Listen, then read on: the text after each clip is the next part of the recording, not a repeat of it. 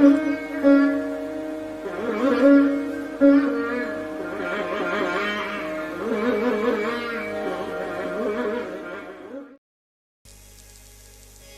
शक्ति के अनुसार। फिर दूसरा आता है श्रद्धा के अनुसार। अगर आपकी श्रद्धा 2 रुपए की है तो 2 रुपए ही देने चाहिए। बगैर श्रद्धा के दिया हुआ कोई भी काम नहीं आता है। श्रद्धा से ही समस्त कार्य श्रद्धा से ही करने चाहिए। भवानी शंकरो वंदे, भवानी शंकरो वंदे श्रद्धा विश्वास रूपिणौ, याभ्याम विना न पश्यन्ति सिद्धा स्वांतस्थ मीश्वरम। क्या कहा? भवानी शंकरो वंदे श्रद्धा विश्वास रूपिणौ। भवानी शंकर कौन है? श्रद्धा और विश्वास। परमात्मा किसमें वास करता है? श्रद्धा और विश्वास में। जो शक्ति है वो क्या है? श्रद्धा। जो शंकर है वो क्या है? विश्वास। अगर आपकी श्रद्धा है विश्वास है तब तो भगवान है। अगर आपकी श्रद्धा और विश्वास नहीं है कुछ भी नहीं है। बगैर श्रद्धा और विश्वास के किया गया कार्य व्यर्थ है। इसलिए जितना हो सके सामर्थ्य के अनुसार और श्रद्धा के अनुसार ही कार्य करना चाहिए, पुण्य करना चाहिए। लेकिन एक बात बता दूं, जप आपकी श्रद्धा नहीं है ना तो भी जपो, क्योंकि ये जप है ना, चिंतन है, भक्ति है, ये ऐसे नहीं मिलती है।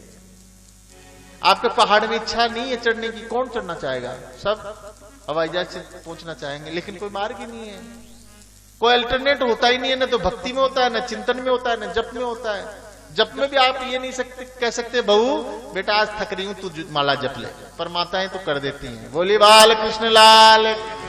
मेरे पास बहुत माताएं आती है, सुनो महाराज आचार्य जी एक बात बताओ, वो बेटा बड़ा ऐसे आजकल के बच्चे जप करते हैं, पूजा करते ही नहीं, मेरे को बता दो, कोई व्रत बता दो, उसको कुछ पहनाने की चीज बता दो।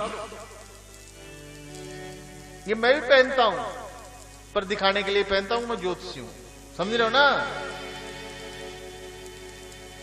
इनसे ही अगर कुछ होने लग जाए ना तो ये तो ऐसे कट्टों के कट्टे भरे पड़े, गोदाम भरे पड़े हैं। उनके तो कभी न तो नुकसान हो, न बीमार हो, न वो जिए न मरे, कुछ नहीं हो उनके तो। भाई इनसे ही अगर कुछ होने लग जाए, देखिए ऋषि मुनियों ने लिखा है, वो गलत नहीं है। प्रभाव हर चीज का होता है, मिट्टी का भी होता है, पत्थर का भी होता है, सबका होता है। पंचभूतात्मक शरीर है ना, यत पिंडे तद ब्रह्मांडे, जो इस पिंड में है वो ही ब्रह्मांड में है। क्षिति जल पावक गगन समीरा, पंच रचित ये अधम शरीरा। पृथ्वी जल आकाश वायु तेज, इनका सामंजस्य से तो शरीर चलता है। इनमें क्या है? भूमि में, जल में, पत्थर में, ये भी तो स्टोन्स है। अब क्या पूछती हैं माताएं? कुछ पहनने का दे दो बाबा, कुछ रत्न पहना दे, काम चल जाए। या आप ऐसा करें मुझे बता दे, कोई व्रत बता दे। व्रत का मतलब क्या? भूखे मर लेंगे, 2-4 चाय पी लेंगे जैसे आराम, शरीर खराब कर लेंगे, इससे ज्यादा कुछ नहीं। या कोई जब बता दो महाराज, मतलब बहुत ज्यादा हो तो मुझे जब बता दो जो बेटा ठीक हो जाए, बेटे की नौकरी लग जाए, अच्छी बहू आ जाए। मतलब अल्टरनेट है। क्या होता है? विधान है, वैधानिक चीज है कि आप पंडितों को संकल्प दिला करके, प्रतिनिधि भूतों हम पंडित संकल्प लेते हैं और अनुष्ठान करते हैं। ये तो एक पद्धति है, नियम है।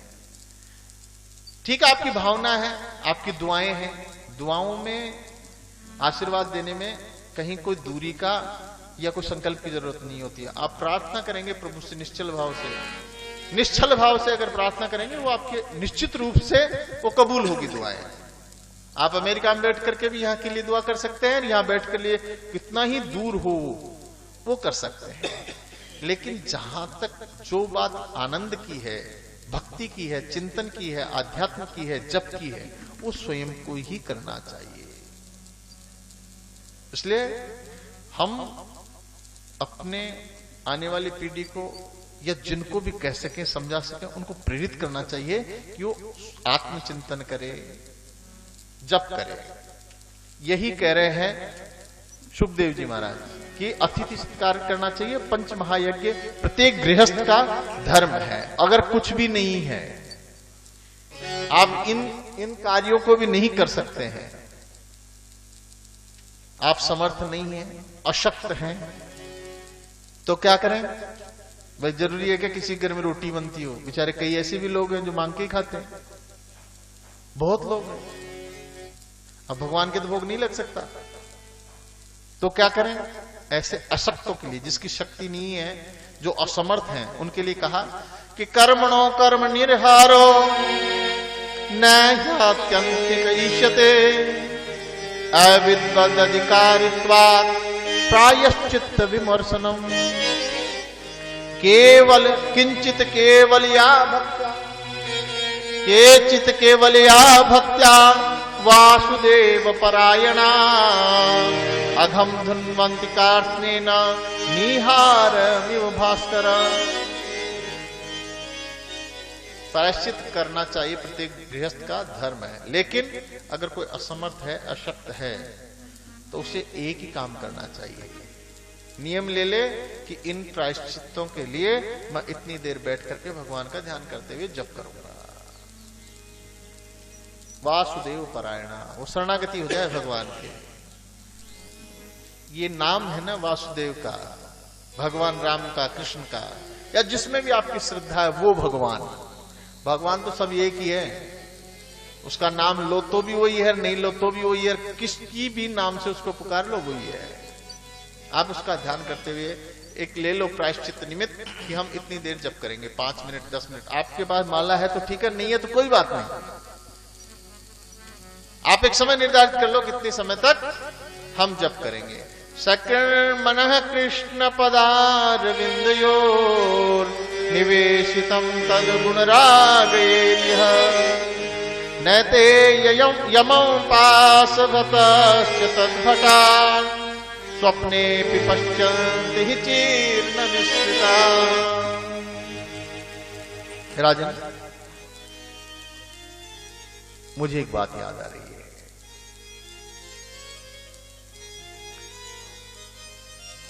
कृष्ण से किसी भी प्रकार से प्रीति जुड़ जाए, चाहे एक एंगल से ही जुड़ जाए। देखिए एंगल 3 होते हैं, भाव, भक्ति और चिंतन।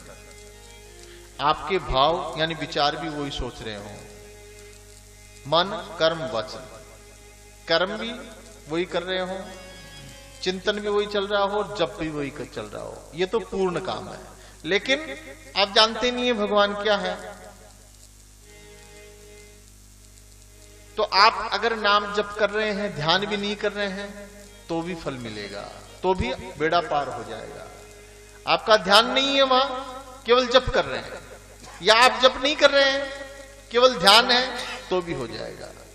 मन कर्म और वचन, या सेवा कर रहे हैं, आप बात भी करते जा रहे हैं, किसी को गाइड भी करते जा रहे हैं, आपका ध्यान भी व्यवस्थाओं में है, लेकिन सेवा ठाकुर जी कर रहे हैं। भाई किसी भी प्रकार से आप इस शरीर को लगा रहे हैं, तो भी बेड़ा पार हो जाएगा। सुखदेव जी कहते हैं, राजन मुझे एक बात याद आ रही है। क्या?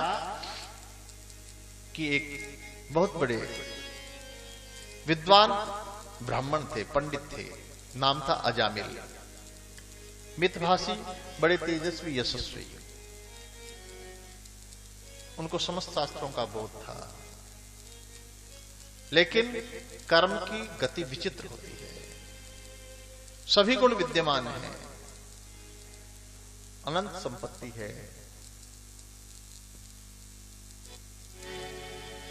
प्रारब्धवश एक दिन एक गणिका को देखते हैं और आकर्षण बढ़ जाता है। जाकर के गणिका से कहते हैं, देवी हमारे पास खूब धन दौलत है,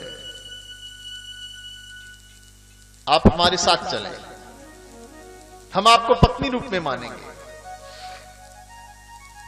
घर लिया है गणिका को।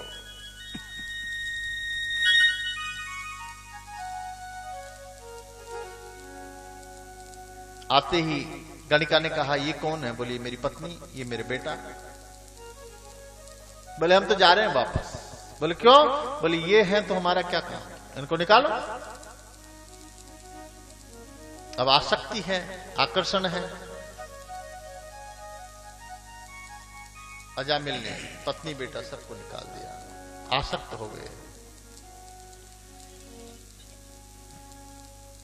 अविवेकता से किसी को भी यूज करो, चाहे शरीर को यूज करो, चाहे इस मन को यूज करो, चाहे बुद्धि को यूज करो, आप इन किसी का भी अगर उपयोग अविवेकता पूर्ण तरीके से करेंगे वो जल्दी नष्ट हो जाता है। चाहे आपका धन हो, चाहे आपका तन हो, चाहे आपका मन हो, अगर इनको सत्कार्य में नहीं लगाया, इनको विवेकपूर्ण ढंग से काम में नहीं लिया, तो बहुत जल्दी नष्ट हो जाते हैं। खूब संपन्नता थी पंडित जी के यहां, गणिका आई, सब कुछ खत्म हो गया। अब पंडित जी माला फेरने बैठते, गणिका कह देती, क्या माला फेरते हो, कमा के लाओ। पैसे तो चाहिए ना खर्च करने को, शॉपिंग चाहिए, क्योंकि गृह लक्ष्मी जो होती है ना, वो गृह की लक्ष्मी होती है। अगर आपने उसको निकाल दिया, इसका मतलब लक्ष्मी को निकाल दिया आपने।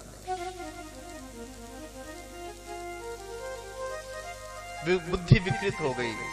अजामिल, पंडित अजामिल से डाकू अजामिल बन गया, चोरी करने लगा, डाका देने लगा।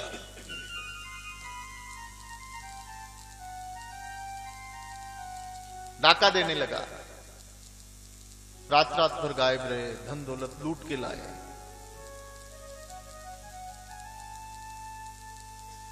बोले बाल कृष्ण लाल की जय हो। 9 पुत्र हो गए उस गणिका से, 10वां पुत्र होने वाला है।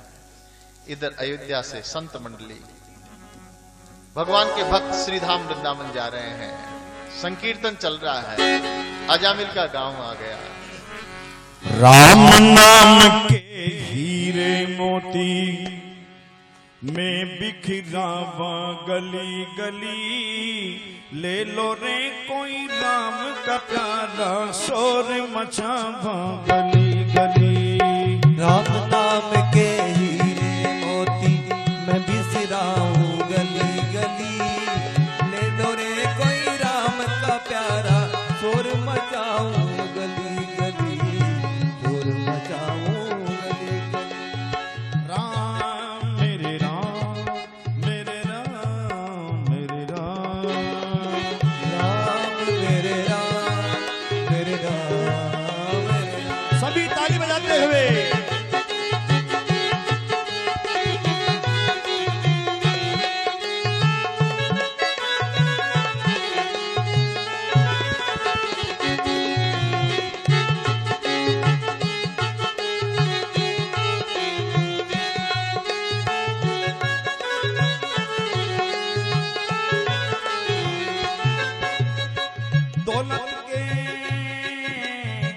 दौलत के दीवानों सुन लो, एक दिन ऐसा आएगा।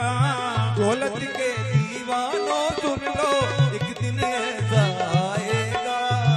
धन यौवन और रूप खजाना यहीं धरा रह जाएगा। धन दौलत और माल खजाना यहीं धरा रह जाएगा। सुंदर काया माटी होगी, सुंदर काया माटी होगी, चर्चा होगी गली गली। ले लो रे कोई राम का प्यारा, शोर मचावा गली गली। शोर मचाऊं गली गली, मैं तो शोर मचाऊं गली गली। अरे ले लो रे कोई प्रभु का प्यारा, शोर मचाऊं गली गली।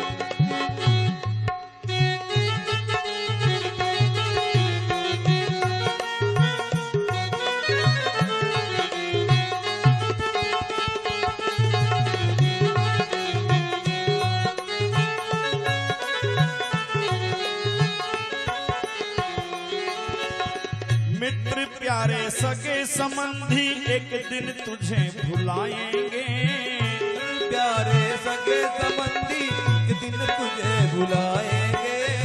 जिनको तू अपना कहता अग्नि पर तुझे सुलाएंगे। जिनको तू अपना कहता अग्नि पर तुझे सुलाएंगे। जगत सराय 2 दिन की है हो, जगत सराय 2 दिन की है, आखिर होगी चला चली। ले लो रे कोई राम का प्यारा, शोर मचावा गली गली। राम नाम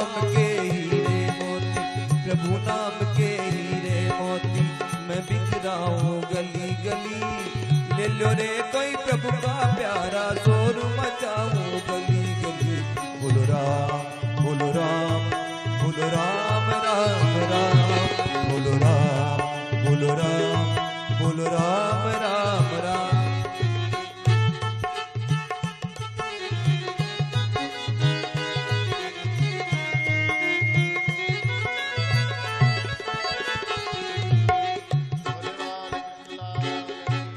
जय हो।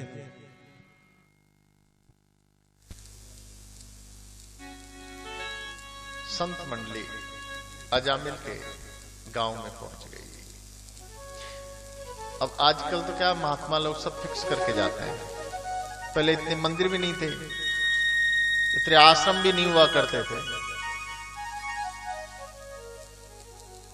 अब 10 20 30 मंडली में एक महंत होते थे, सब भक्त होते थे, इतने लोग रहते थे, किसी की हिम्मत भी नहीं थी कि उनके आओ भगत कर दे।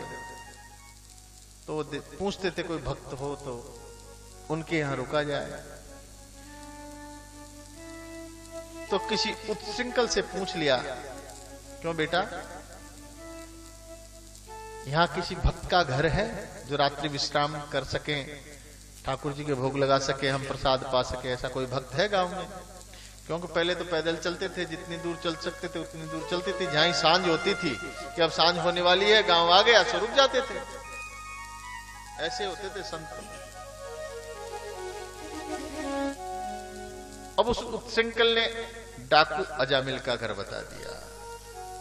बोले बाबा जी सीधे चले जाओ, चौराहे से दाएं हो जाना, दूसरा ही मकान है, बहुत बड़ा मकान है, परम भक्त आदमी है, ठाकुर जी को भोग मिलेगा और आपको भोग मिलेगा, खूब प्रसाद पाओगे और हो सकता है कुछ सेवा भी हो जाए, पटका पछाड़ा भी कर दे। क्योंकि भक्त जोरदार ही था, वो तो बिगड़ चुका था, डाकू बन गया था। अब साधु तो साधु होते हैं, संत होते हैं, समझ नहीं पाए व्यंग्य परिहास को और चले गए। जाकर सीताराम की, सीताराम में तो गणिका बाहर आई। बोले बोलो महाराज। बोले भक्त अजामिल कहां है? बोले यहां भक्त अजामिल तो कोई रहते नहीं है, डाकू अजामिल रहते हैं। बोले डाकू अजामिल? बोले महाराज आपको किसी ने गलत बता दिया, मेरे पति हैं तो अजामिल, पर वो डाकू हैं, भक्त नहीं है, चोर हैं, लुटेरे हैं। और महाराज क्षमा करें, मैं इतनी अपवित्र हूं कि आपको जलपान भी नहीं करा सकती। और वो तो अपने काम पे गए हुए, नौकरी पे गए हुए ना, धंधे पे गए हैं, धंधे का टाइम है, चोरी करने गए हुए हैं, डाका देने गए हैं। संतों ने सोचा कि गड़बड़ हो गया, लेकिन आगे ठाकुर जी की मर्जी है। भक्तों ने कहा चलो महाराज मंत्र जी से। मंत्र जी ने कहा नहीं, हम संत हैं, अगर बिगड़ी कोई नहीं सुधारे तो काहे का संत है, सुधरी को तो सभी सुधारते हैं।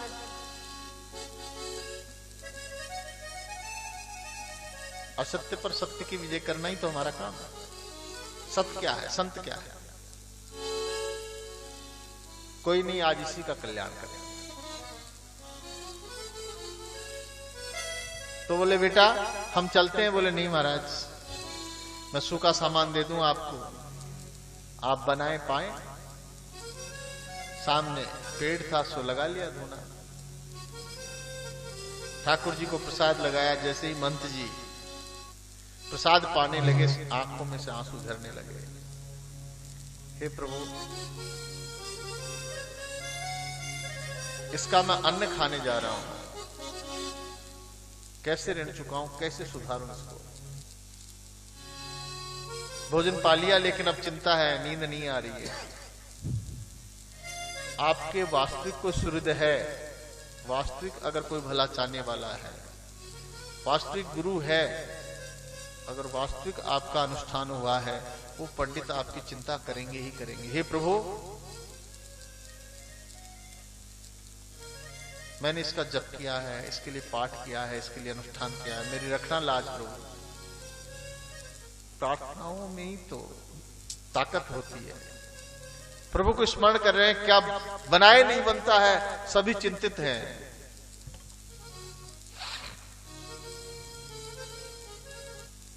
चिंता कर रहे हैं, सोई अजामिल जी पर देखा तो क्रोधित हो गए, उल्टा सीधा कहने लगे। गणिका बाहर आ गई। अब गणिका से बहुत डरता है, क्योंकि जिससे स्वार्थ होता है, लगाव होता है ना, उससे आदमी डरता है। लेकिन ये गलती करता है, ये मानव स्वभाव है। देखिए पिता कितना बुजुर्ग होता है, कितना अनुभवशाली होता है। एक छोटा सा बालक होता है, पिता को झड़कना चालू कर देता है। आप पिता समझते नहीं हो, अभी नया जमाना है, आप पुराने जमाने की तरह सोचते हो। यद्यपि पिता ठीक कह रहे हैं, लेकिन रुको, मतलब स्टार्ट हो गया कार्यक्रम। उसी टाइम समझा दे, बेटा अभी मैं हूं, घर का मालिक मैं हूं, ठीक है, तुम्हारा जमाना तुम्हारे साथ है, लेकिन ये न्याय संगत है, विधि संगत है, ये सत्य है, इसको आचरण में लाना ही चाहिए, इसको आपको करना ही चाहिए। बेटा समझ जाएगा, अभी अपनी नहीं चलेगी, अभी पिताजी की चलेगी। लेकिन मोह होता है, प्रेम होता है, आसक्ति होती है। वात्सल्य रखना बुरी बात नहीं है, लेकिन इतना मोह रखना ठीक नहीं। पत्नी से डरता है क्योंकि आसक्ति है। जो गणिका कहती है वही करता है। गणिका ने कहा, क्या हुआ जी, क्यों चिल्ला रहे हो? बोले महात्माओं को रोका किसने? ये हमारे घर के सामने रुकने की जरूरत कैसी है? ये नारायण नारायण कर रहे हैं, अशांति होती है हमारे घर में। गणिका ने कहा, क्या हो गया अगर एक रात ही रह जाएंगे तो? हमने रोका? बोले अच्छा आपने रोका है क्या? कोई बात नहीं, आप तो रोक सकती है, एक दिन क्यों, 2 दिन रोक सकती, मालिकिन है। अंदर घुसने लगा सो महात्माओं ने कह दिया, भक्ता जामिल तो ये ऐसे झांका की, फिर भी क्योंकि सुधारना है, साधुओं का काम है। भक्ता अजामिल, हम 35-40 मूर्तियां हैं। बाबा जी जब बोलते हैं ना, तो इस देह को मूर्ति बोलते हैं। क्या बोलते हैं? इस शरीर को क्या बोलते हैं? मूर्ति। बाबा जी कभी नहीं कहते हम इतने आदमी हैं, इतने संत हैं। क्या बोलते हैं? हम इतने मूर्ति हैं। मूर्ति का मतलब समझते हैं ना? पर वो होते आदमी है, होते संत ही है, पर बोलते क्या है? क्यों कोपा? बोले बाल कृष्ण लाल की जय हो। बोले भगत जी,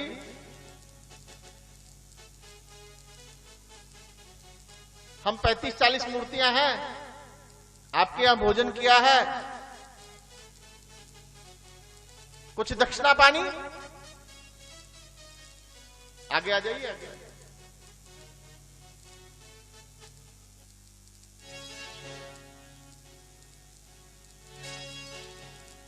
बोले बाल कृष्ण लाल की जय हो। बोले दक्षिणा पानी? बोले बाबा जियों, तुम्हारा लोटा कुंडी सोटा नहीं छीना ना, यही दक्षिणा मान लो, यही दक्षिणा मान लो। आपने भोजन कर लिया, हमारी अनुपस्थिति में ये क्या कम है क्या? सोई गणिका ने कहा, आपका क्या जा रहा है, अगर पूछ लो ना क्या दक्षिणा चाहते हैं। अच्छा फिर ठीक है, जरूर हुक्म करें, क्या दक्षिणा देनी है? बोले हमें धन दौलत नहीं लेनी है आपकी, हमें तो जो हम मांगते हैं वो हमें दे दीजिए। संतों को पता है कि गणिका अजामिल की पत्नी है जो गर्भवती है। बोले भगत जी, आप ऐसा करना, जब ये आपके पुत्र हो तो इसका नाम नारायण रख देना, यही हमारी सबकी दक्षिणा इसी में आ जाएगी।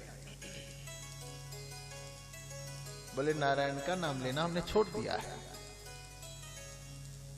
अब अपनी वृत्ति बदल ली है, नारायण वारायण का नाम नहीं ले सकते हम। ये नाम रखेंगे क्या? सोई गणिका ने कहा, क्या हो जाएगा रख लेंगे तो? हाँ, बोले जी महाराज जरूर रखेंगे। सम्मान के साथ हम विदा कर दिया। पुत्र हुआ, उसका नाम नारायण रख दिया।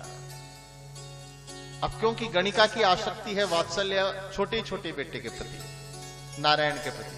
वैसे क्या होता है, ये विधान है, इस पृथ्वी का लगभग विधान है।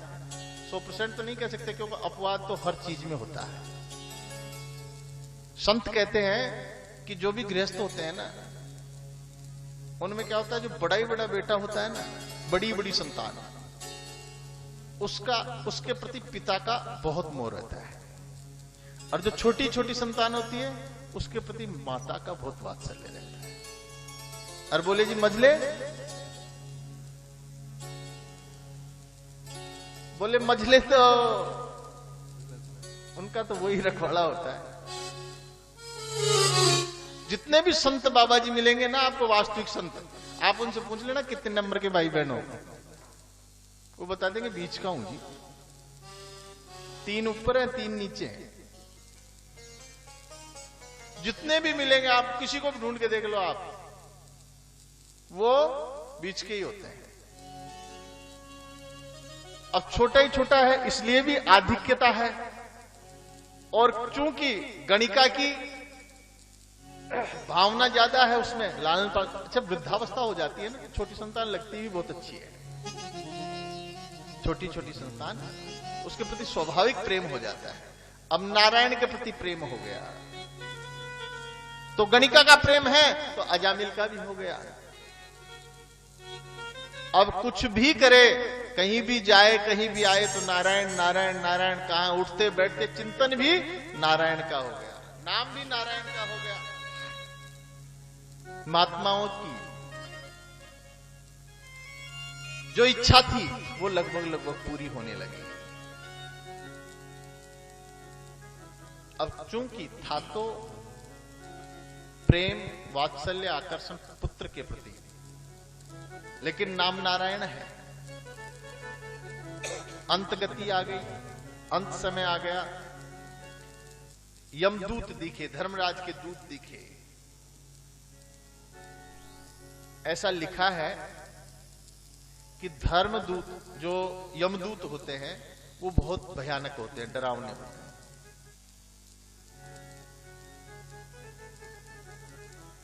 ये सत्य है, ऐसे ही होते होंगे।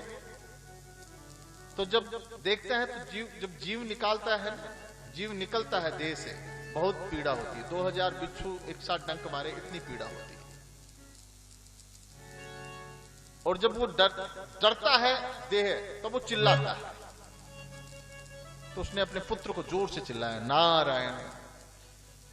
इतने में तो प्रकट हो गए भगवान के पार्षद। भगवान के पार्षद प्रकट हो गए और यमदूतों को भगाने लगे कि तुम ले नहीं जा सकते। क्यों? बोले इसने नारायण का नाम पुकारा है। बोले नारायण का कौन सा, भगवान का नाम थोड़ी पुकारा है, ये तो इसके बेटों को पुकार रहा है। दूरे कीड़नाशक्तम पुत्रम नारायण वयम प्लावितेन स्वरोचेण राजुहावाकुलेन्द्रियः। इसके पुत्र को पुकारा है, जो दूर खेल रहा है उस पुत्र को पुकार रहा है, नारायण का नाम नहीं लिया है।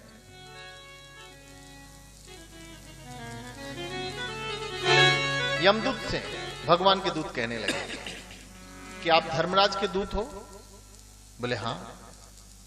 बोले धर्म जानते हो क्या होता है? बोले हां। कि वेद प्रणिहितो धर्मो या धर्म तद विपर्यया वेदो नारायण साक्षात् स्वयं भूरिति सुश्रुमः। वेद जिसका प्रतिपादन किया है, वेद ने जिसका प्रतिपादन किया है, उस पर चलने का नाम धर्म है। जैसा वेद कहता है वैसा करना धर्म है। और वेद क्या है? वेदो साक्षात नारायण है। वेद साक्षात नारायण है, मतलब नारायण का नाम ले लिया तो समस्त वेदों की विधि पूरी हो गई। अब कैसे ले जा सकते हो? कि गुरूणाम च लघूनाम च गुरूणी च लघूनि च प्रायश्चित्तानि पापानां ज्ञात्वोक्तानि महर्षिभिः। आत्मा सब में समान होती है, उसी प्रकार से परमात्मा समान दृष्टि रखता है। उसने किसका नाम लिया, किसका नहीं लिया, लेकिन उसका नाम लिया जिसको धर्म कहते हैं। अब तुम कैसे ले जा सकते हो? भगवान के पार्षदों ने अजामिल को छुड़ा लिया। यमदूत जाकर के धर्मराज से कहने लगे, हे प्रभु, आपने हमें जो कार्य संभाला रखा है उससे भी ऊपर कोई है क्या? हम लेने जाते हैं, वहां तो नारायण के दूत मिल जाते हैं। बोले कैसे थे? स्वरूप वर्णन किया, साक्षात नारायण जैसे थे। धर्मराज जी भावुक हो गए कि स्वयंभूर नारदः शंभु कुमार कपिलो मनो प्रहलादो जनको भीष्म बलिर्वैयासकिर्वयम्। धर्मराज दूतों से कहने लगे कि जो तुम मुझसे पूछते थे ना कि आंख बंद करके किसका ध्यान करते हो, किसका जप करते हो, आप तो साक्षात धर्म हो, धर्मराज हो। मैं उसी परमात्मा का ध्यान करता था, उसी नारायण का ध्यान करता था। हम द्वादश भागवत हैं। स्वयंभू, नारद, शंभु, कपिल, सनत कुमार और प्रहलाद, जनक, भीष्म, बलि, सुखदेव जी और मैं, ये द्वादश भागवत हैं। धर्म का उपदेश किया। धर्मराजू ने पूछा, धर्मराज से धर्मदूतों ने पूछा कि प्रभु, वैसे तो हम जाएंगे और ये आ जाएंगे, फिर ले जाएंगे, फिर हमारा जाना व्यर्थ। हम जाए ऐसी जगह जिनको लाना हो, तो किनको लाएं, किनको छोड़ें? नरक में तो किनको ले जाएं, स्वर्ग में किनको लाएं? भाई किसी ने पहले ही तैयारी कर रखी हो कि ये तो गोलोक धाम जाना है, हम जाए क्यों वहां परेशान होने के लिए? धर्मराज कह रहे हैं कि जिह्वान भक्ति भगवद गुण नाम ध्येयम् चैत्या स्मरति तच्चरणारविन्दम् कृष्णाय नो नमति यात्सिरये कदापि तानानयाध्वमसतो कृत विष्णु कृत्या। दूतों, तुम उनको लाओ जिह्वान भक्ति भगवत गुण नाम ध्येयम्, जिनकी जिह्वा, जिनकी जीव कभी भगवत गुण नाम कीर्तन नहीं करती है, संकीर्तन नहीं करती है, भगवान का नाम जप नहीं करती है। हो कर ले नारायण से प्यार, यही है दुनिया में सार। ऐसी काया तुझे ना मिलेगी बारंबार। कर ले नारायण से ऐसी काया मिलेगी तुझे ना बारंबार।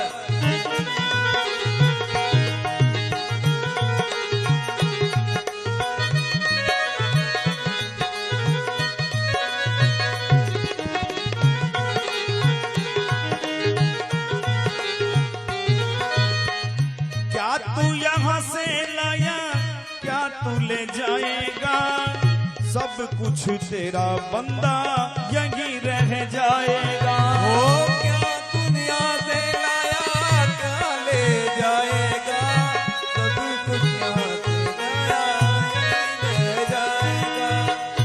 ये सब धोखे का संसार, इसमें फंसना है बेकार। ये सब धोखे का संसार, इसमें फंसना है बेकार। ऐसी काया तुझे ना मिलेगी बारंबार।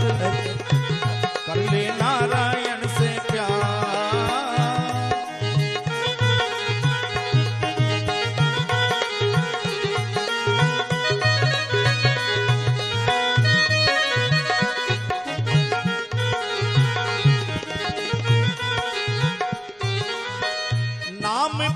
का भूला विषयों के झूले झूला, क्यों तू भटक रहा है मद में तू फूला फूला। नाम प्रभु का भूला विषयों के झूले झूला, क्यों तू भटक रहा है मद में तू फूला फूला। खुला हुआ है यम द्वार, देखो खुला हुआ है यम द्वार, तुम जाने को हो तैयार, ऐसी काया तुझे ना मिलेगी बारंबार। भज नारायण से प्यार,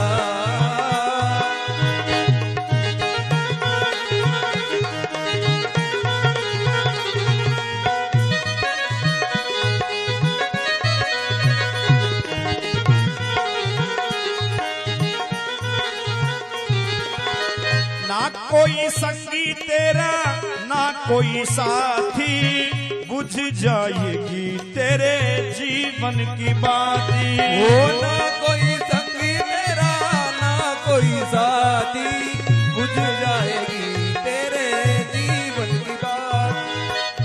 नैया बेतरनी से पार हो ना बेतरनी से पार, जरा कर ले तू विचार, ऐसी काया तुझे ना मिलेगी बारंबार। कर ले नारायण से प्यार।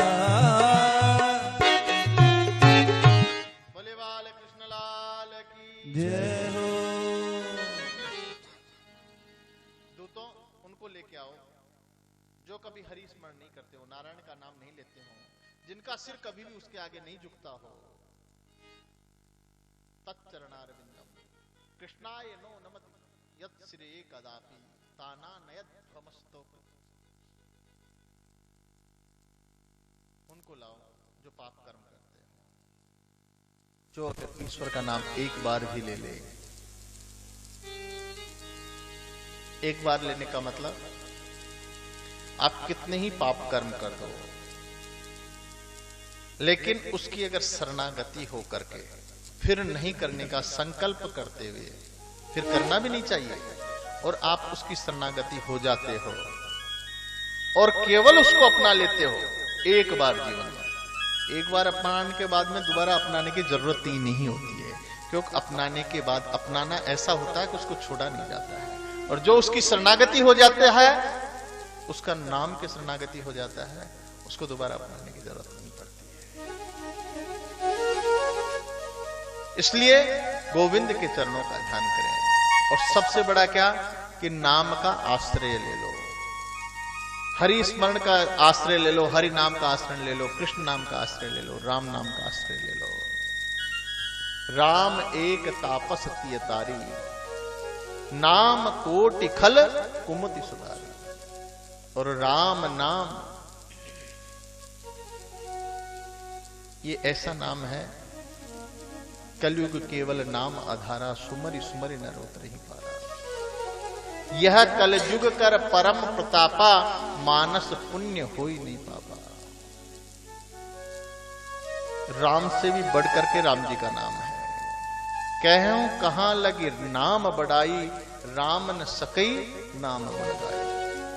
अगर स्वयं राम जी भी खुद के नाम के बारे में बताना चाहें तो शायद असमर्थ है, क्योंकि उनके नाम की महिमा अमित है।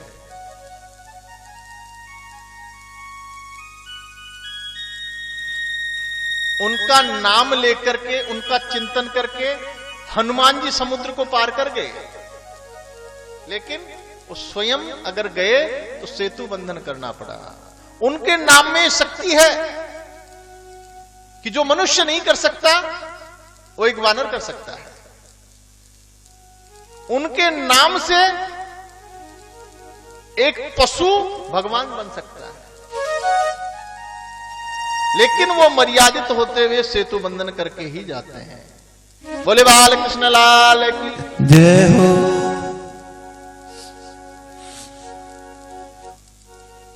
जब पुल बन रहा था उस पे राम राम लिख करके और पत्थर तैर रहे थे, निर्जीव थे पत्थर, वो तैर रहे हैं किसके प्रताप से? राम नाम के प्रताप से।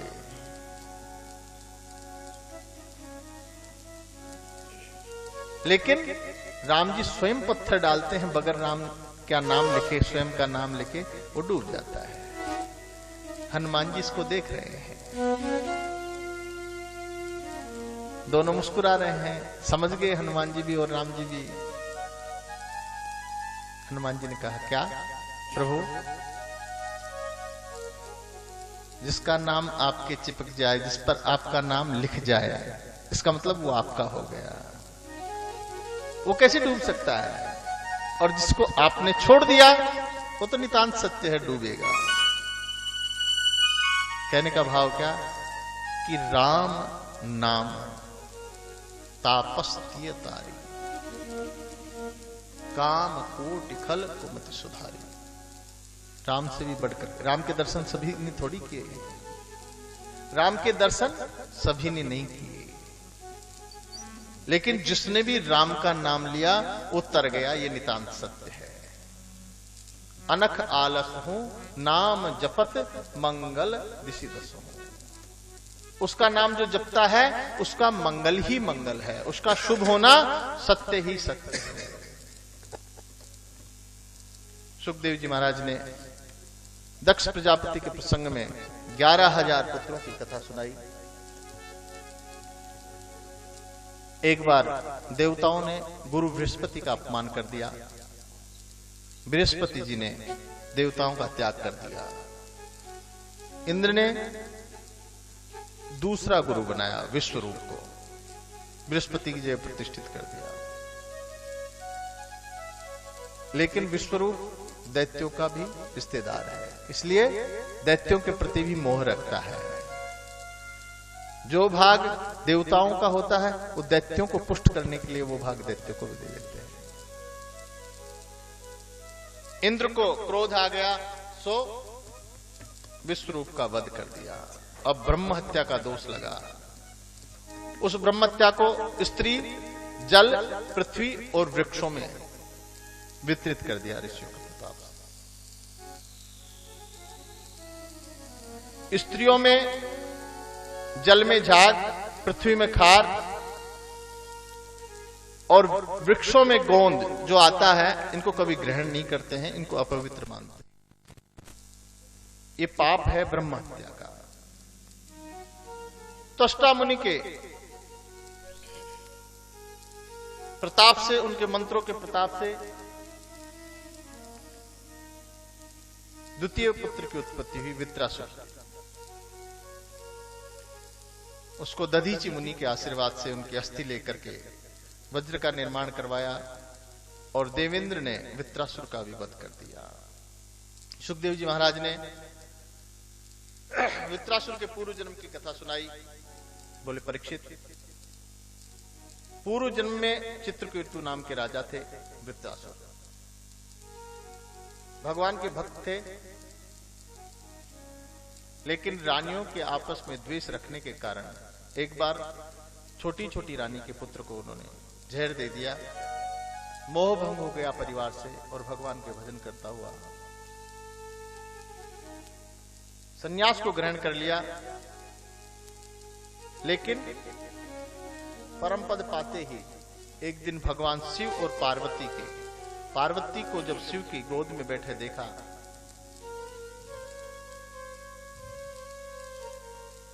चरित्रवश, भावी बस भाव कुभाव आ गए, बाबा के लिए गलत सोच लिया, सो श्राप दे दिया और उस पाप के कारण विवृत्तासुर बन गया। बोले बाल कृष्ण लाल की जय हो। परीक्षित जी कहते हैं सुखदेव जी से, महाराज, समः प्रिय सुहृद ब्रह्मण भूतानां भगवान स्वयं इंद्रस्यार्थे कथम दैत्यान अवधीत विष्णो यथा। प्रभु, भगवान की तो ये पूरी सृष्टि है, ये पूरी माया भगवान की है। दैत्य, दानव, देवता, मनुष्य, ऋषि सभी भगवान के ही हैं। सभी भगवान के हैं, फिर भगवान देवताओं को अपना और दैत्यों को पराया क्यों मानते हैं? सुखदेव जी कहते हैं कि अपने को ही सब अपना मानते हैं। जो वेद भीत आचरण करता है जो उसको याद करता है, जो उसको भजता है, जो उसको अपना मानता है, उसको प्रभु भी अपना मानता है। कितना ही कुमार्गी हो, अगर एक बार भी शरणागति हो जाए तो प्रभु सारे अपराध क्षमा कर देते हैं।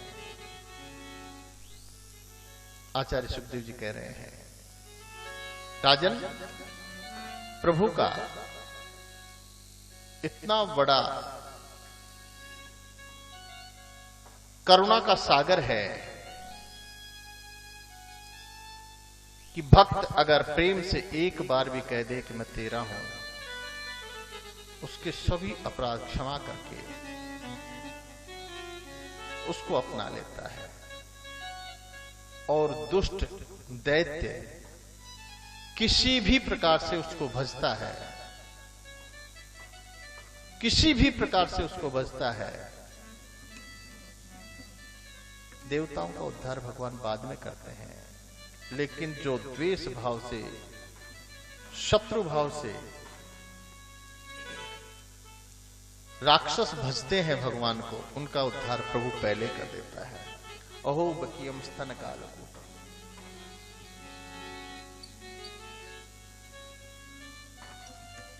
सुखदेव जी कहते हैं, राजन, मुझे एक बात याद आ रही है। तुम्हारे बाबा युधिष्ठिर जी राजसूय यज्ञ कर रहे थे। राजसूय में अग्र पूजा किसकी हो, अग्र पूजा का अधिकारी कौन हो सकता है? सभी राजा महाराजा, अतिथि महारथी सभी बैठे थे। तुम्हारे सबसे छोटे बाबा नकुल ने कहा, सहदेव ने कहा कि अग्र पूजा भगवान श्री कृष्ण की होनी चाहिए। उसी सभा में बैठा था शिशुपाल और दंतवक्त्र। शिशुपाल ने इस बात का विरोध किया, प्रतिकार किया और भगवान कृष्ण को गाली देने लगा। बचपन में अपनी बुआ को वचन दे रखा था कृष्ण ने कि जब तक इसकी 100 गाली पूरी नहीं होगी, 101वीं गाली नहीं होगी, तब तक मैं इसको नहीं मारूंगा। 99 गाली शिशुपाल रोज देता था, पानी पी पी करके देता था। दिन में जाने कितनी ही बार वो गालियां देता था, लेकिन भगवान ने नहीं मारा। पता है क्यों? 100 गाली हो जाए इसलिए नहीं, इसलिए नहीं मारा कि ये मेरा है। चाहे द्वेष से भजता है या शत्रुता से, कैसे भी भजता है, पर मेरा है। इसका तप बढ़ना चाहिए, इसका तप बढ़ना चाहिए। जब इसके पाप कट जाएंगे तो इसका उद्धार कर दूंगा। जब गालियां देने लगा, अर्जुन ने गांडी उठा लिया, बोले मैं इसका वध कर दूंगा। कृष्ण ने कहा तुम इसका वध नहीं कर सकते। जब इसकी 101 गाली पूरी हो जाएगी तो इसका उद्धार नहीं करूंगा। बिठा दिया अर्जुन को। जैसे ही 100 गाली पूरी हुई और भगवान ने सुदर्शन चक्र से इसका सिर काट दिया। आश्चर्य की बात क्या हुई? शिशुपाल के शरीर से एक तेज निकला और वो ज्योति भगवान के चरणार बिंद में समाहित हो गई। मतलब क्या? इसको कहते हैं सायुज्य मुक्ति। भगवान में विलीन होना ही साक्षात मोक्ष है, सायुज्य मुक्ति है। शिशुपाल की सायुज्य मुक्ति हो गई। जब तक जन्म मरण का चक्कर चलता रहता है ना, तब तक सायुज्य मुक्ति नहीं हो सकती। 3 जन्म का श्राप लगा था ना, ये तो पार्षदो मह्यम जयो विजय एव जय कदर्थी कृत्यमाम कृत्वा। रावण कुंभकर्ण हुए, हिरण्याक्ष और हिरण्याकश्यप हुए, रावण कुंभकर्ण हुए, और अब द्वापर में शिशुपाल और दंतवक्त्र हुए। दंतवक्त्र, शिशुपाल और दंतवक्त्र। आज उनको श्राप से मुक्ति हो गई। इसका मतलब मोक्ष हो गया। मोक्ष हो गया, सायुज्य मुक्ति प्राप्त हो गई, भगवान में विलीन हो गए। आत्मा का परमात्मा में समाहित हो जाना ही सायुज्य मुक्ति है। कामाद्वेषाद् भयात् स्नेहात् यथा भक्तेश्वरेश मनः आवेश्य तदघौ हित्वा वस्तद्गतिं गताः।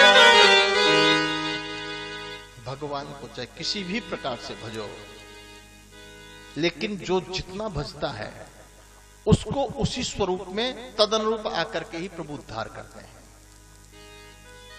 लेकिन भजन होना चाहिए। जितना ज्यादा भजन करोगे उतने ही जल्दी भगवान मिलेंगे। अब आप शिष्य बन करके कर रहे हो, मित्र बन के कर रहे हो, कि पुत्र बन के कर रहे हो, कि भक्त बन के कर रहे हो, ये आपका है। आप कर रहे हो, भक्त बन के कर रहे हो तो भगवान मिल जाएंगे। शत्रु बनकर कर रहे हो तो शत्रु मिलेंगे, मिलेंगे जरूर, लेकिन दोनों ही तरीके में उद्धार एक ही है, लक्ष्य एक ही है। प्रकार अलग अलग है लेकिन उद्धार होना निश्चित है। सुखदेव जी कहते हैं, राजन,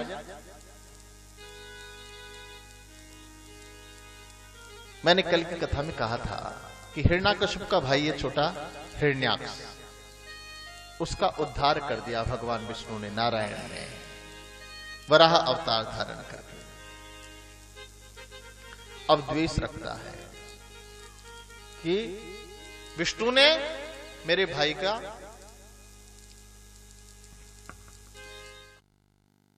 ईर्ष्या रखता है, शत्रुता रखता है। तपस्या करने चला गया वरदान लेने के लिए ब्रह्मा जी से। इधर इंद्र ने देखा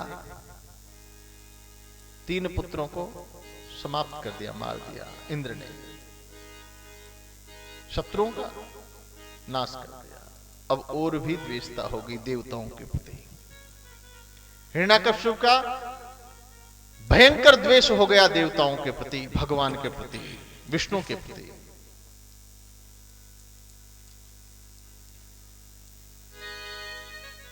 अब दिन रात एक ही तड़पन लगी रहती है। नोद्विग्न चित्तो व्यसने सुनिस्पृहा श्रुते सुदृष्टे सुगुणे स्ववस्तुकं दातेन्द्रिय प्राण शरीर सदा प्रशांत कामो रहिता सुरोसुरः। आप कैसे भी भजन करें, सुखदेव जी महाराज कह रहे हैं, राजन भजन कैसे भी हो, लेकिन अगर भजन करता है नौदिग्न चित्तो विस्ने सुनिस्पृह श्रुते सुदृष्टे सुगुणे स्ववस्तुकम, लेकिन विश्रांति तो उसके चरणों में मिलती है, सच्चा सुख उसके चरणों में ही मिलता है। आज हिरण्याकश्यप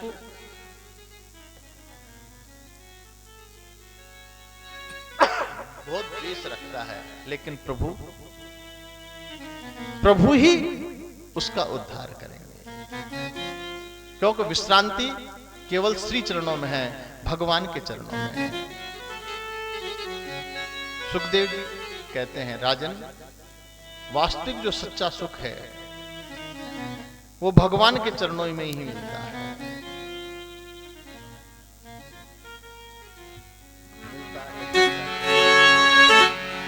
मिलता है सच्चा सुख केवल, मिलता है सच्चा सुख केवल भगवान तुम्हारे चरणों में। वो मिलता है सच्चा सुख केवल भगवान तुम्हारे चरणों में।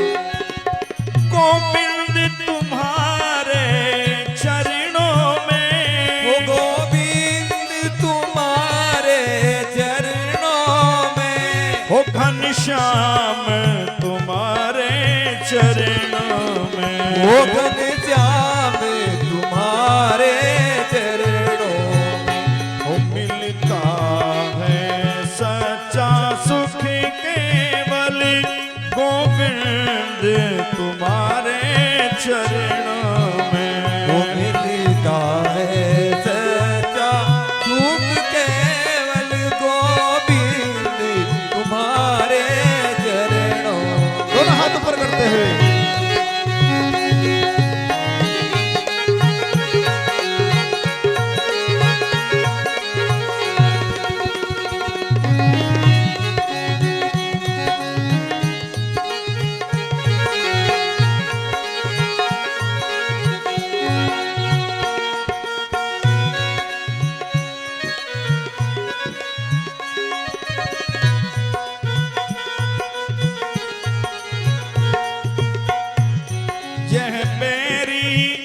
सब संसार बने, मेरा जीवन मुझ पर भार बने।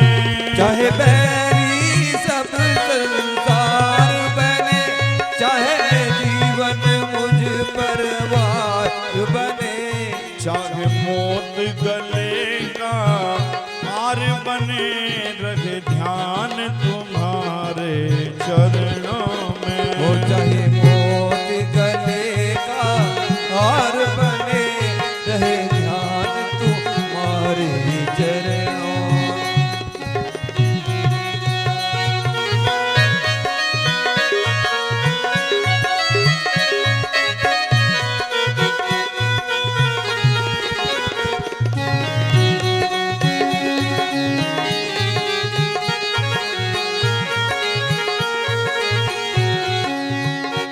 चाहे संकट ने मुझे घेरा हो, चाहे चारों ओर अंधेरा हो। वो चाहे संकट ने मुझे घेरा हो, चाहे चारों ओर अंधेरा हो।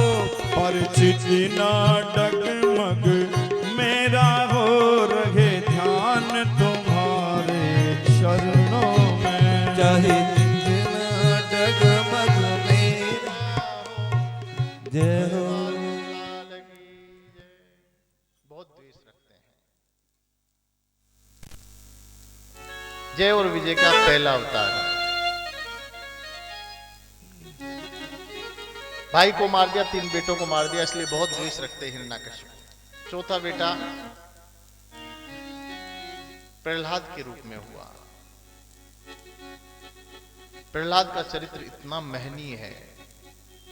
कैसे? बोले राजन, संडामर्ग जो शुक्राचार्य के पुत्र हैं, उनके यहां अध्ययन के लिए भेज दिया हिरण्यकश्यप ने प्रहलाद को। हिरण्यकश्यप के बेटे को प्रहलाद जी को पढ़ाते कुछ और हैं संडामर्ग, वो पढ़ते कुछ और हैं। उनका चित्त रमण करता है हरि स्मरण में, हरि नारायण के नाम में उनका चित्त रमण करता है। नोद्वेग चित्तो व्यसनेषु निष्क्रिया, श्रुतेषु दृष्टेषु गुणेषु वस्तुकां, दान्तेन्द्रिय प्राण शरीरधि सदा, शांत कामो रहितो सुरसुर। प्रहलाद का मन कभी भी उद्विग्न नहीं होता है, शांत बैठा रहता है, प्रभु का चिंतन करता है। प्रहलाद की मनस्थिति कभी कभी ऐसी बनती है कि कभी रोने लग जाते हैं, कभी हंसने लग जाते हैं, कभी नाचने लग जाते हैं, अपने में ही मस्त रहते हैं। कक्षा में पढ़ते पढ़ाते सब एक जगह है, एक जैसे हैं, लेकिन प्रहलाद का चरित्र उन असुर बालकों से सर्वथा अलग है। शाम को संडामर्ग जी लेके गए हिरण्यकश्यप के पास में, बड़े प्यार से बिठाया गोद में। बोले बेटा आपने क्या सीखा आज? बोले पिताजी बता दें। बोले बता दो। बोले दुखी तो नहीं हो गए? बोले नहीं। बोले बनावटी बताएं वास्तविक? बोले वास्तविक। बोले वास्तविक तो यह है पिताजी कि श्रवणम कीर्तनम विष्णु, श्रवणम कीर्तनम विष्णु, स्मरणम पाद सेवनम, अर्चनम वंदनम दास्यम, सख्यम आत्मनिवेदनम। नवदा भक्ति कैसे सुनाई? क्या प्रभु? पिताजी मैंने ये सीखा है, जीवन में अगर आप मुझे सत्य पूछते हैं तो सत्य यह है, मैंने ये समझा है, ये सीखा है कि नारायण के चरणों में सच्ची प्रीति करो।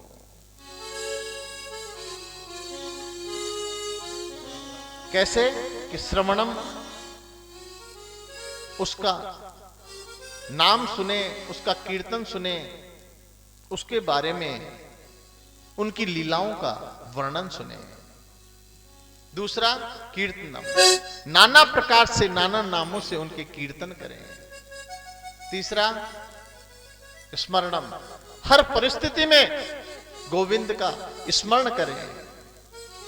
आप भोजन बना रहे हैं कि ड्राइव कर रहे हैं, खेल रहे हैं कि नहा रहे हैं, कि सोने जा रहे हैं कि उठ रहे हैं, सदैव उसका स्मरण चलता रहना चाहिए। जीव इतना अभ्यस्त हो जाए कि सदैव उसका चिंतन करता रहे। चौथा, पाद सेवनम। देखिए, तन मन, मन से चिंतन, स्मरण, जप, तन से उसकी पाद सेवनम, सेवा करें, ठाकुर जी के विग्रह की सेवा करें। पांचवा, अर्चन, पूजा करें, यथाविधि यथाशक्ति, जितनी शक्ति और समर्थता हो उसके अनुसार पूजा करें। और सबसे बड़ी पूजा तो मानसिक पूजा है। सबसे बड़ी पूजा तो मानसिक पूजा है। मानसिक पूजा से बढ़कर के कुछ भी नहीं है। उसमें लगता कुछ नहीं है और प्राप्त सब कुछ हो जाता है। प्राप्त सब कुछ हो जाता है। आदमी पूरा रम जाता है।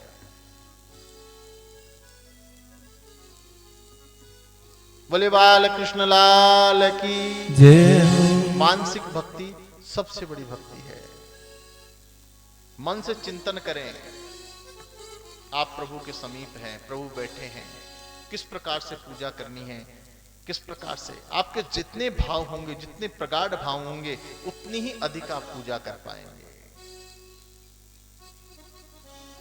आपके 9 खटखटाट करेंगे, सामान खरीदेंगे, सामग्री लाएंगे, जाने क्या क्या करेंगे। आप मानसिक पूजा करें, मानसिक जप करें।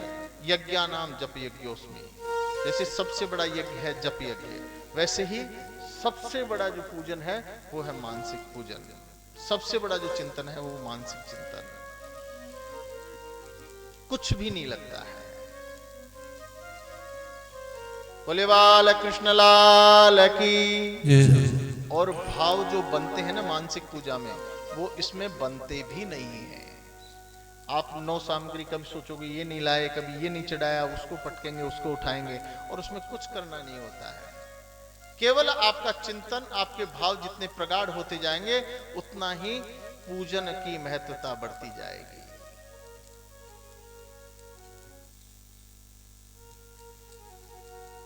एक कंजूस सेठ जी थे। सभी साथियों ने सलाह दी, क्या कि कभी दान पुण्य नहीं किया, आप दान पुण्य करो,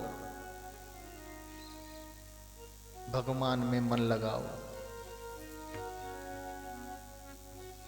बोले भगवान की माला फेरने बैठता हूं तो दुकान मकान सब याद आने लग जाते हैं। बोले आप गड्डियां गिनते हो तब आता है क्या? बोले नहीं, कुछ नहीं आता। चूक हो जाए लेन देन में कैसे आया? बोले तुम्हारी सच्ची प्रीति गड्डियों में है। तुम स्टार्ट करो दान से, पुण्य से, जिससे क्या है कि तुम्हारी बुद्धि थोड़ी निर्मल होगी।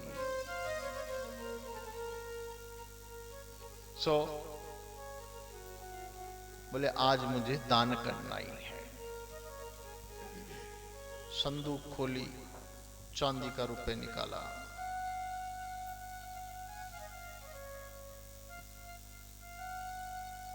मंगलवार को हनुमान जी के चढ़ा के आऊंगा।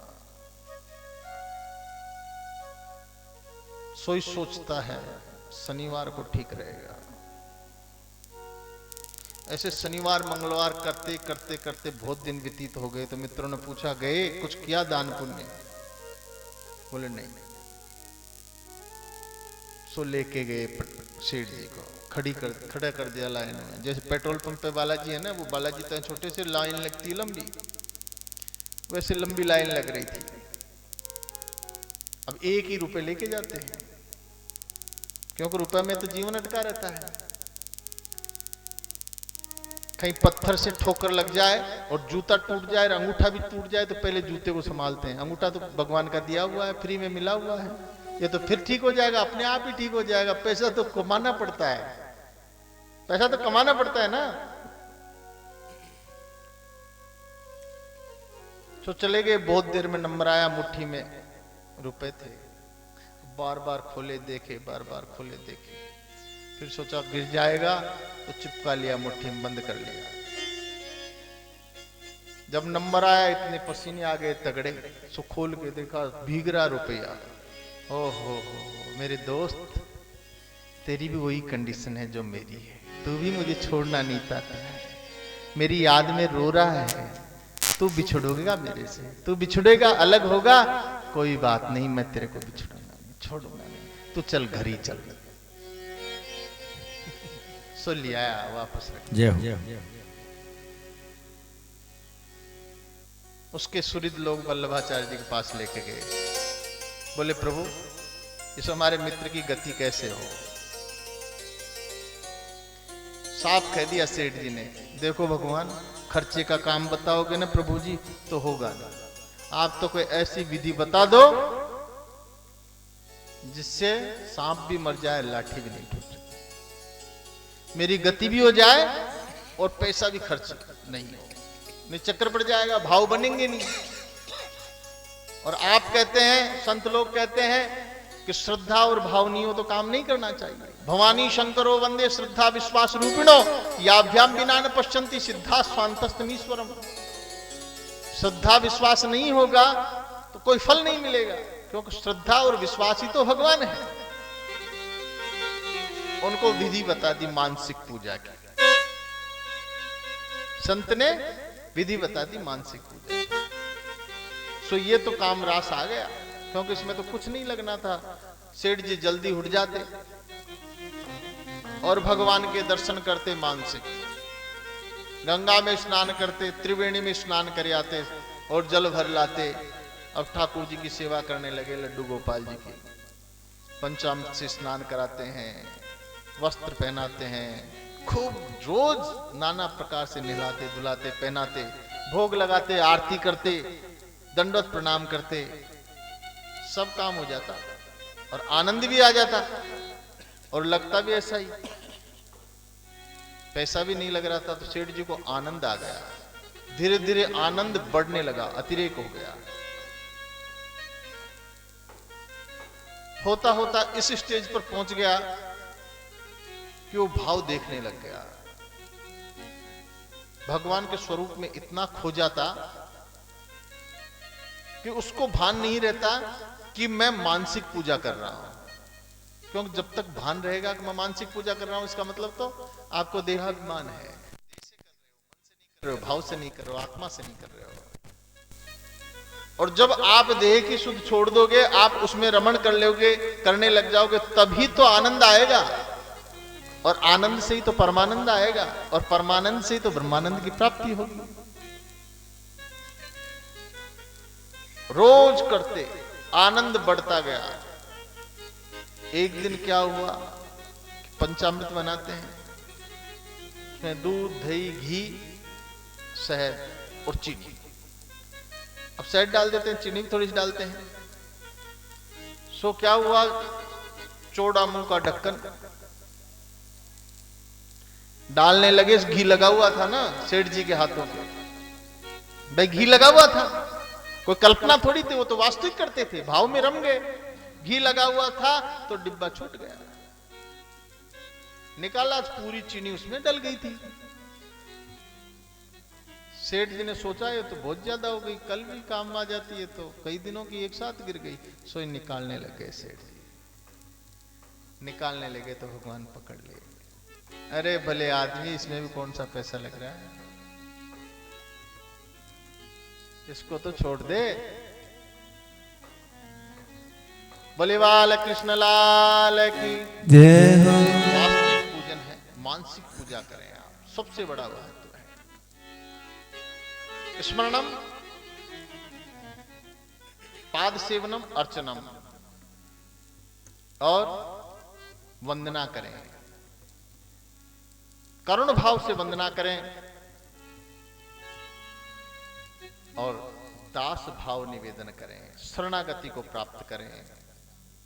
सखा भाव, सखा भाव से मतलब अगर वास्तविक सुहृद है, वास्तविक मित्र है, वास्तविक सखा है, वो सबसे बड़ा रिश्ता है। क्योंकि आप घर में पत्नी से, माता से, पिता से वो बात नहीं कह सकते जो एक सच्चे मित्र से कह सकते हैं। उससे सब प्रकार की बातें कर सकते हो, लेकिन मित्र ही होना चाहिए। प्रगाढ़ रिश्ता, इतना तगड़ा रिश्ता का आप हर प्रकार की वास्तविक रूप से बात कर सको। सख्यम, सखा भाव हो, एकदम प्रगाढ़ रिश्ता हो उससे। और आत्मनिवेदनम, अपने आप को समर्पित कर दो, समर्पण कर दो उसके आगे कि मैं तेरा हूं, मेरा सब कुछ तेरा है, तू चाहे जैसे रख, चाहे जैसी गति दे, मैं तो तेरी शरणागति हो गया। आप जानो और आपका काम जाने।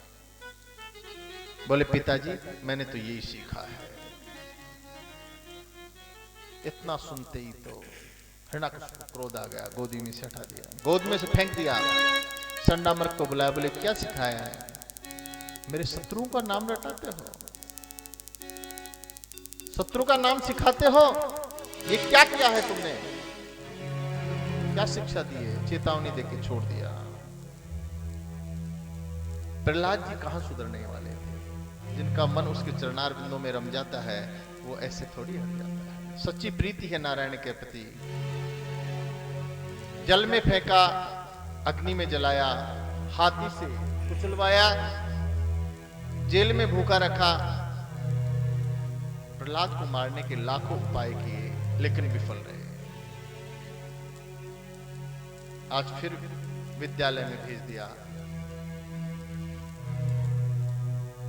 अब जाकर बहुत समझाया गुरु लोगों ने भी, प्रहलाद तुम्हारे खातिर हमारे को डांट पड़ती है, बेटा तुम हमसे खाते हैं वही क्यों नहीं सीखते हो? अलग अलग बातें कहां से उत्पन्न करते हो? कौन सिखाता है तुम्हें? नाना प्रकार से समझाया, खूब सिखाया।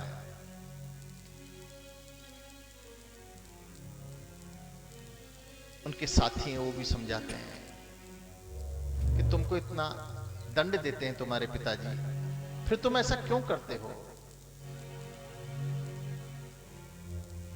क्यों करते हो ऐसा काम जिससे तुमको दंड मिले?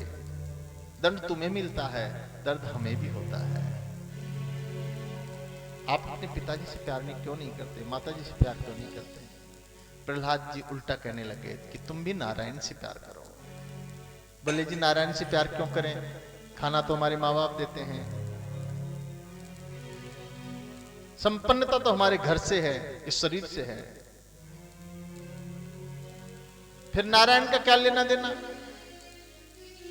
सुखदेव जी कहते हैं कि राजा ऐसा सुंदर जवाब दिया प्रहलाद जी ने कि धरानि भूमौ पशवो हि गोष्ठे नारी गृहम द्वारि सखा श्मशाने देहाश्चितायाम परलोक मार्गे धर्मानुनो गच्छति जीव ऐसा। क्या कहते हैं कि धरानि भूमो पशवो गोष्ठे, आपकी गाय भैंस गौशाला तक ही रह जाती है। नारी गृहम द्वार, जो आपकी पत्नी है वो घर के दरवाजे तक जाती है। सखा श्मशाने, सखा कहां तक जाते हैं साथ में? शमशान। और देहश्चितायाम, ये देह कहां तक जाएगी? जब तक कि इसमें आग नहीं लगाई जाए, चिता तक। बाकी क्या जाता है? आपने कितना उसको जपा है, कितना धर्म पुण्य किया है, कितना उसको याद किया है, कितना स्मरण किया है। और वास्तविकता में क्या होता है कि ये सत्य है कि जो सब कुछ हम करते हैं वो यहीं रह जाता है, हमारे साथ धर्म जाता है। धर्म का अर्थ क्या? ईश्वर का नाम, वेद विहित आचरण जो है वही धर्म है, वही हमारे साथ जाता है। आपने ईश्वर को जानने के लिए कितनी सीढ़ियां चढ़ी है, ये कभी समाप्त नहीं होगी। आप कहां तक पहुंच गए ये अगले जन्म में आप जो भी बनोगे, उतना प्रेम, उतनी आसक्ति, उतना समर्पण ईश्वर से आपका उस जन्म में भी होगा, चाहे आप किसी का भी जन्म लें। इतना लगाव ईश्वर से रहेगा ही आपका, और सब कुछ नष्ट हो जाएगा। सारी यादें, स्मरण, सब कुछ नष्ट हो जाएगा। लेकिन आपने ईश्वर का, आध्यात्म को क्या पाया है इस जीवन में, ये साथ लेके जाएंगे आप। धर्म पुण्य तो जाता ही जाता है, लेकिन आपका लगाव, आपके भाव उस तक कितने पहुंच गए, आप कितने आगे निकल सके, कितनी सीढ़ियां आप चढ़ चुके उसको पाने के लिए, वो आपका निरंतरता में रहती है, उसकी कंटिन्यूटी।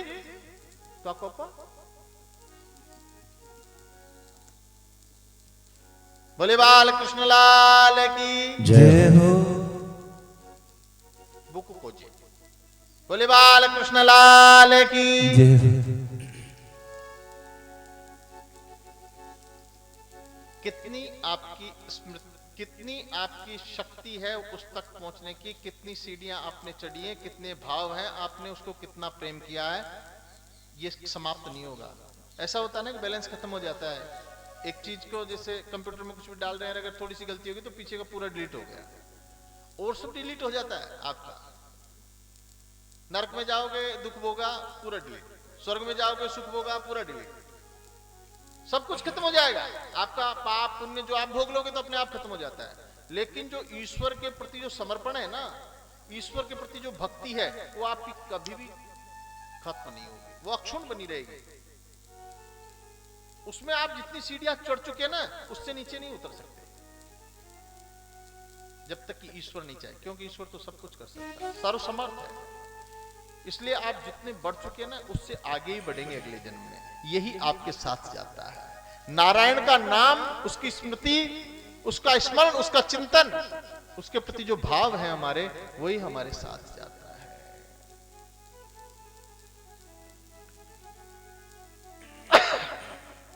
मल भक्ति और अमल भक्ति, सकाम और निष्काम।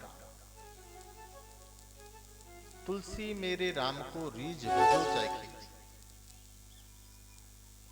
जैसे खेत में उल्टा सीधा कैसा भी बीज डल जाता है ना, वो उगता ही है। जैसे ही बरसात होगी, पानी मत दो आप, प्रभु कृपा से प्रकृति प्रदत्त बरसात होगी ना, उग जाएगा। लेकिन यहां भेद है, क्या? मल और अमल। अगर आपकी हेतु की भक्ति है, किसी कार्य को लेकर के है, किसी काम को लेकर के है, किसी कारण को लेकर के है, वो हेतु की भक्ति होगी। उसमें सारे नियम कानून आपको फॉलो करने पड़ेंगे, वो नियम विधि सब आपको अपनाना ही पड़ेगा, नहीं तो फल नहीं मिलेगा। अगर आप किसी कार्य को, किसी प्रयोजन को लेकर के और भक्ति कर रहे हैं, पूजा कर रहे हैं, जप अनुष्ठान कर रहे हैं, करा रहे हैं, उसमें तो आपको जितनी विधि है उसको निभाना ही पड़ेगा, उसको आचरित करनी ही पड़ेगी। जितनी विधि कम हुई, उतना ही फल कम हो गया। लेकिन जो अमल भक्ति है, जो उससे निष्काम, निष्कपट, निश्चल प्रेम है, जो बिना स्वार्थ का जो प्रेम है ना, उसको तो आप कैसे भी अपना लो, उसमें कोई नियम नहीं है।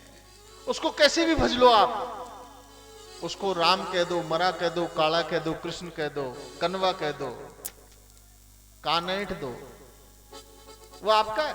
फिर तो वो आपका है ना, क्योंकि उसको चाहिए नहीं कुछ भी। आप तो निस्वार्थ भाव से प्रेम कर रहे हैं। उसको घोड़ा बना लो, उसको गधा बना लो, उसको पुत्र बना लो, उसको छड़ी दिखा दो, पीट दो, मार दो, रोएगा आपके आगे, थर थर कांपेगा। लेकिन निस्वार्थ प्रेम होना चाहिए। प्रहलाद जी वही कह रहे हैं। साथियों ने पूछा, एक बात बताओ प्रहलाद, जहां हम पढ़ते हैं वहीं तुम पढ़ते हो, जो हमारे गुरु हैं वही तुम्हारे गुरु हैं, फिर तुम ये ऐसी बूढ़े आदमियों जैसी बातें कैसे सीख ली? कहां से आ गया तुम्हें ये ज्ञान? बोले सुनो, ये मेरे सच्चे गुरु नहीं है। ये शिक्षा गुरु जरूर हो सकते हैं, राक्षसीय प्रवृत्ति की शिक्षा जरूर दे सकते हैं, सांसारिक शिक्षा जरूर दे सकते हैं, लेकिन जो मेरे वास्तविक आध्यात्मिक गुरु है ना, वो तो नारद जी है। बोले वो कैसे? बोले तीनों भाइयों को मार करके इंद्र जब मेरी माँ को लेके जा रहा था, तो नारद जी ने मुझे छुड़ा लिया था, मेरी माँ को छुड़ा लिया था। तब मैं 7 महीने का गर्भ में था। तब भागवत धर्म को सिखाया, भागवत धर्म को बताया मेरी माँ को नारद जी ने। तब मैंने भी वो सब सुना, तब वो सब मैंने भी सुना। तब से ही मैंने गुरु नारद जी को माना है। देखिए विचित्र स्थिति, बाप का भी गुरु नारद है, बेटे का भी गुरु नारद है। रास्ता दोनों का अलग अलग है, लेकिन लक्ष्य एक ही है। वो भी पाना चाहते हैं, वो भी पाना चाहते हैं। वो शरणागति होकर के पाना चाहते हैं, वो शत्रुता रख करके पाना चाहते हैं। प्रभु उनको भी मिलेंगे, उद्धार उनका भी होगा, उद्धार उनका भी होगा। तरीका अलग हो सकता है, नाम जप का तरीका अलग हो सकता है, प्रभु को मिलने का तरीका अलग हो सकता है, लेकिन मिलना आवश्यक है, अवश्य है, मिलेंगे अवश्य, अवश्यंभावी है। मेरे असली गुरु तो नारद हैं। ओ, तभी तो हम सोचे कि ये गर्भ से ही सीखा सिखाया आया है।